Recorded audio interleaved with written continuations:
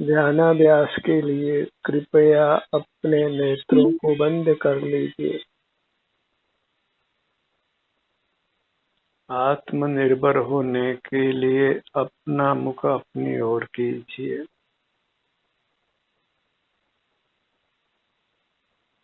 पर की ओर मुख रखना वह पर का अवलंबन है, पराश्रय है, और अपनी ओर मुख करना वह स्वावलंबन है, स्वाश्रय है। जहाँ पर अवलंबन है वही संसार है, नाना दुख है। जहाँ स्वावलंबन है, अपना ही आश्रय है, अपनी अमूर्त काया के संवेदन से जीना है, वहाँ संसार का अभाव होता है, परमात्म पद की प्राप्ति होती है।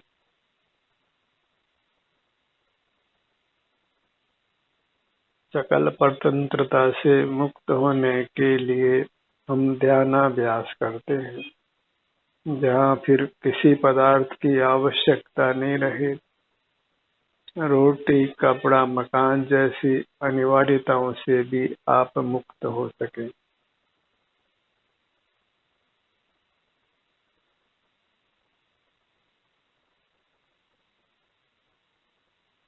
और अपना आश्रय अर्थात अपनी अमूर्त काया का संवेदन।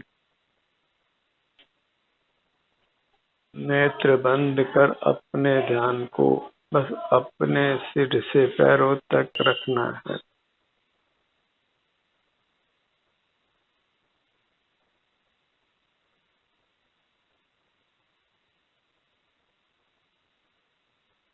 दुखों से मुक्त होने का अन्य कोई उपाय नहीं।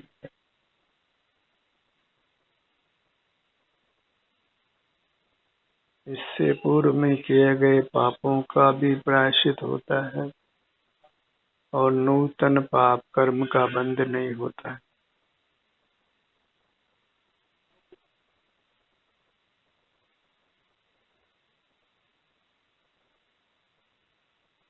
अपने शरीर के किसी भी भाग पर अपने ध्यान को लाइए।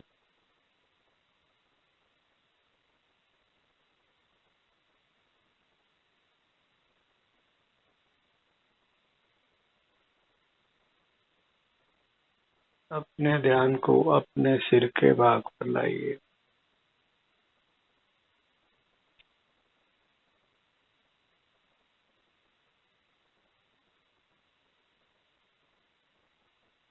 हम नाना अमूर्त अंग उपांग वाले हैं, तो किसी भी अमूर्त अंग या उपांग का आश्रय करिए।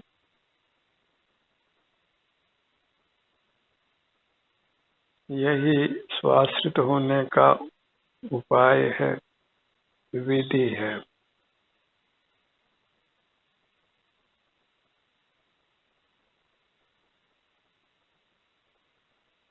और पराश्रय में तो सिवाय दुख के कुछ भी उपलब्धि नहीं है।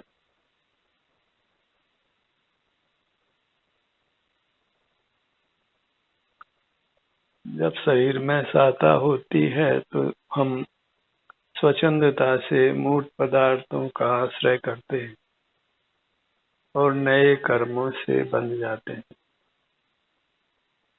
फिर सत्ता से छूटकर असत्ता में आ जाते हैं। शरीर में वेदना का अनुभव होने लगता है। फिर बाहर में निमित्त भले ही कुछ भी क्यों ना हो,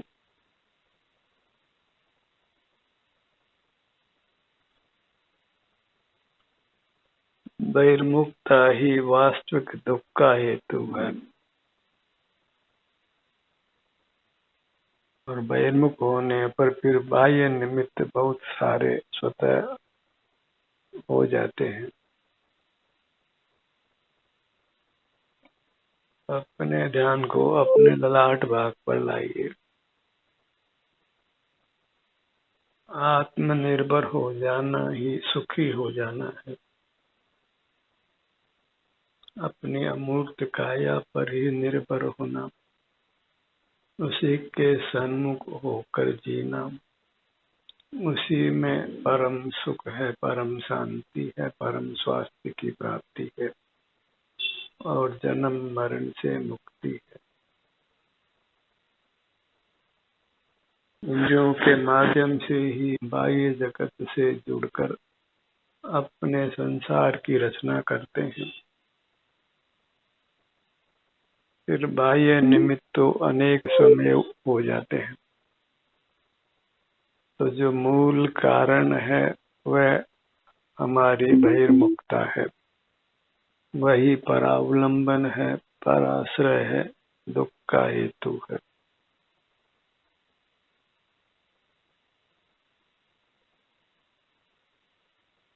शरीर के सर्व भागों का आश्रय कर शरीर के सर्व भागों को स्वस्थ रखिए।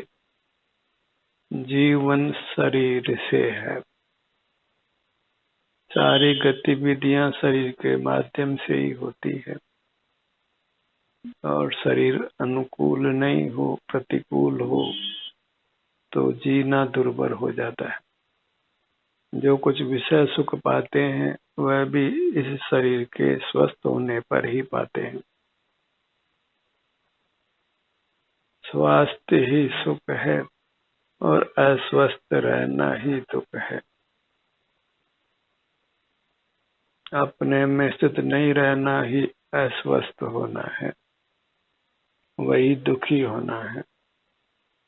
सुखी रहने के लिए अपने में स्थित रहिए, उपस्थित रहिए, अपने शरीर का आश्रय मत छोड़िए, अपने शरीर का संवेदन मत छोड़िए।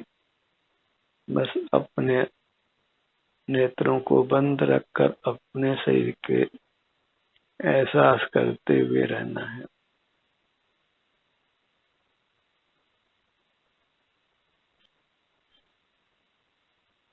बाह्य पदार्थ कदापि हमारे नहीं होते हैं और हमारी अमूर्त काया कदापि पराई नहीं होती है। अपनी इस अमूर्त संपत्ति को ही संभालिए, इसी का अनुभव करिए, इसी को भोगिए।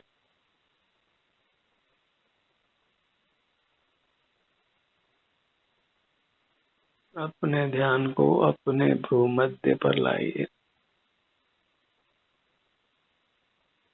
ध्यान सत्र के दौरान हम अंतर यात्रा ही करते हैं, बड़े धैर्य के साथ, बड़े यत्न के साथ। फिर कैसी भी संवेदना मिले, हमें अपने सन्मुख रहना है, अंतर यात्रा करते हुए रहना है। तीर्थ कहीं बाहर नहीं है, अपना अमूर्त शरीर ही वास्तविक तीर्थ है, जिसको पाकर जीव संसार से पार हो जाता है। अपने ध्यान को अपने दोनों कानों पर लाइए। बायां कान, दायां कान,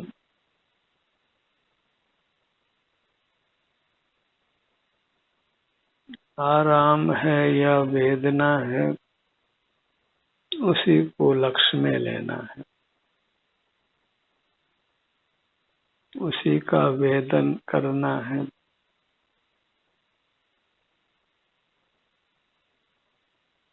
दोनों नेत्र, दोनों नथुने अपना ध्यान अपने मुख पर लाइए। दोनों होठ,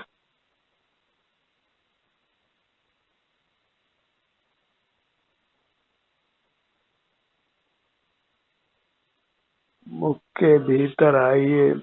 दंत पंक्ति,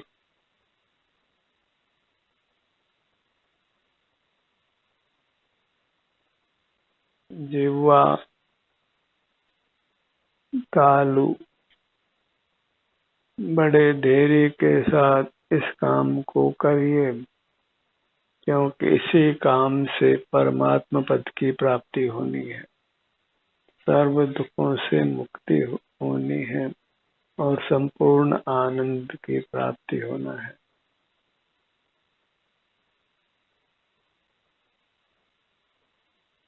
जिह्वा, तालु, कंठ, ठुड्डी,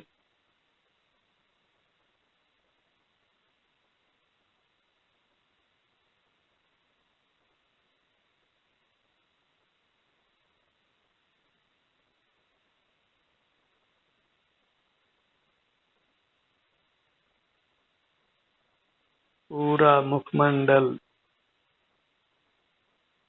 सिर से ठुड्डी तक, बाएं कान से दाएं कान तक, नासिका से सिर के पीछे तक, जैसा हमारा मुखमंडल अमूर्त है, वैसे ही सर्व परमात्माओं का मुखमंडल भी अमूर्त जानो। जो मूर्त है वह अचेतन है, वह न आत्मा है न परमात्मा है।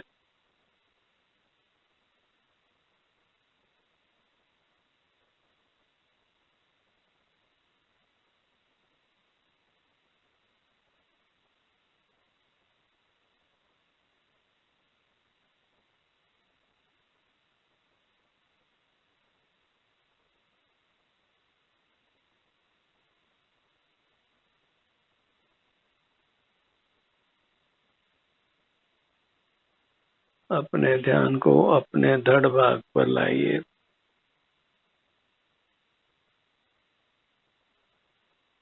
सीने का भाग,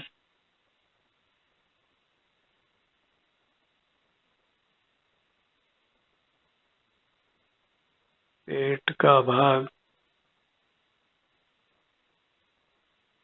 पीठ का भाग,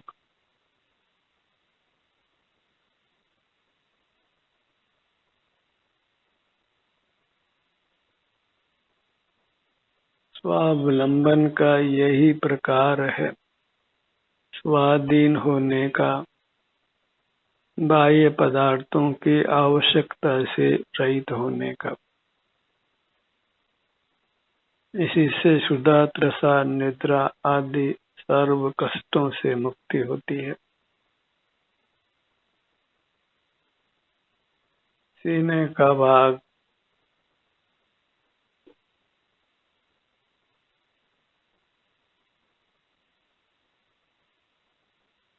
पेट, पीठ, पूरा धड़ भाग,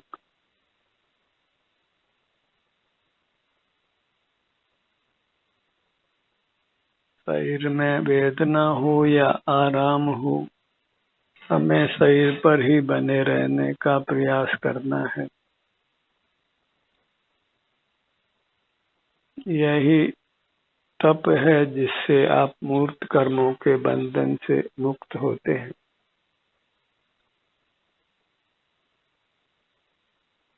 अपने ध्यान को अपनी दाहिनी भुजा पर लाइए।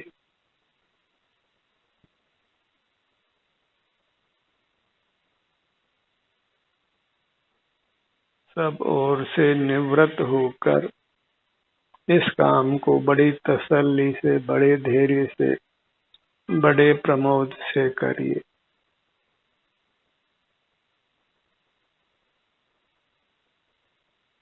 यदि दवाओं से, डॉक्टरों से मुक्त रहना चाहते हैं, अपने शरीर को स्वस्थ रखना चाहते हैं, तो अपने शरीर के सन्मुख रहिए। अमूर्त शरीर से कर्म का बंधन मिटने पर स्वतः ही मूर्त शरीर भी स्वस्थ रहता है।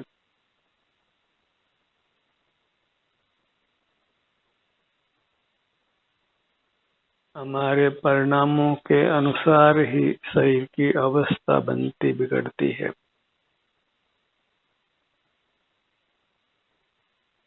दाहिनी भुजा, बाईं भुजा, दोनों भुजाएं एक साथ।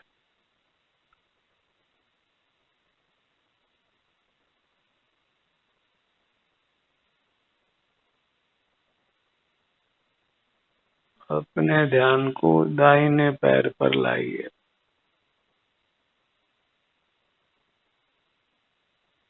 बायां पैर, दोनों पैर एक साथ।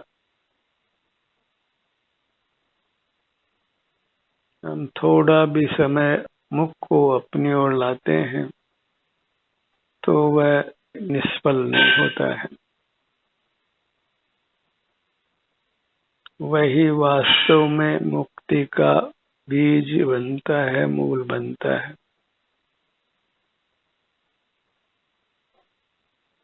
अपना मुख अपने ओर कर लेना बड़ी उपलब्धि है।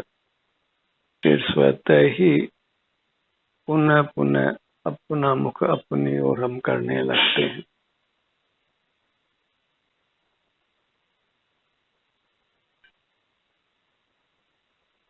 अपना मुख अपनी ओर करने की श्रद्धा ही होना कठिन होता है, और श्रद्धा हो जाए तो फिर मोक्ष की प्राप्ति अवश्य होती है, परमात्मा पद की प्राप्ति अवश्य होती है। क्योंकि जगत के जीवों को प्राय अपना मुख अपनी ओर करने की रुचि नहीं होती है। वे बाहर ही रात दिन संलग्न रहते हैं।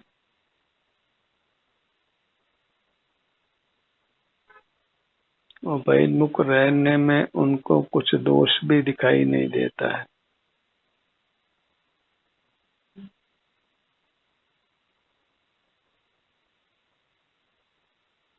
अपने पूरे चिन्ह मूर्त को लक्ष्य में रखिए।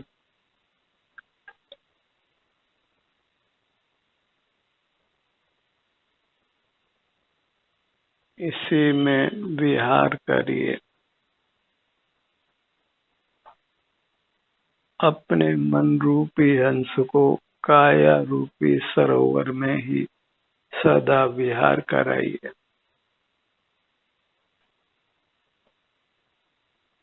जैसे मछली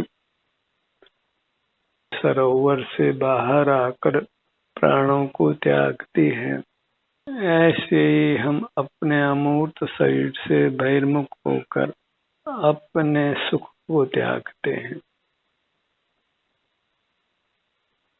और सुख का त्याग ही दुख की प्राप्ति है।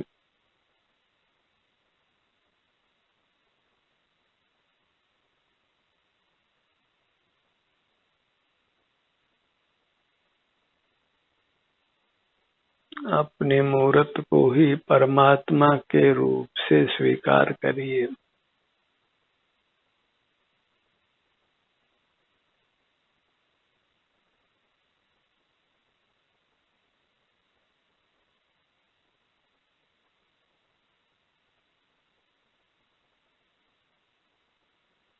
अपने को ही नमन करिए।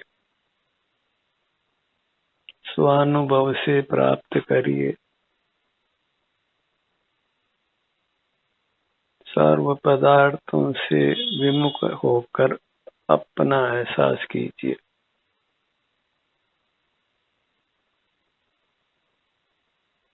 सारे जगत से व्यवहार छोड़कर अपने को उपलब्ध करिए। जहाँ व्यवहार है वही दुख है।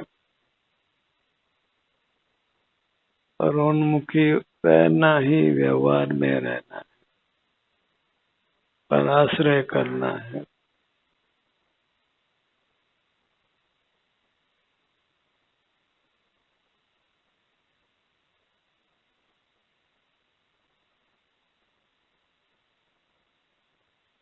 अपनी मूर्त ही वास्तव में जिन बिंब है, अकृत्रिम बिंब है, अकृत्रिम चैत्य है, और वही वंद्य है। वही संवेदन करने योग्य है।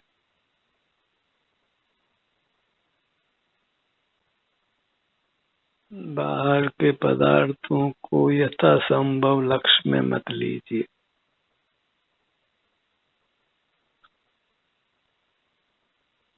अपने नेत्रों को, अपने कानों को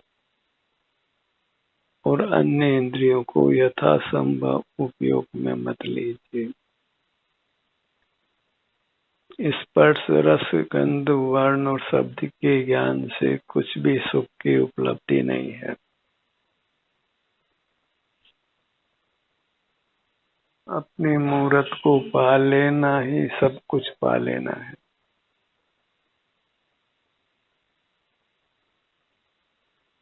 ध्यान का सत्र यहीं समाप्त होता है। आपकी सहभागिता के लिए धन्यवाद।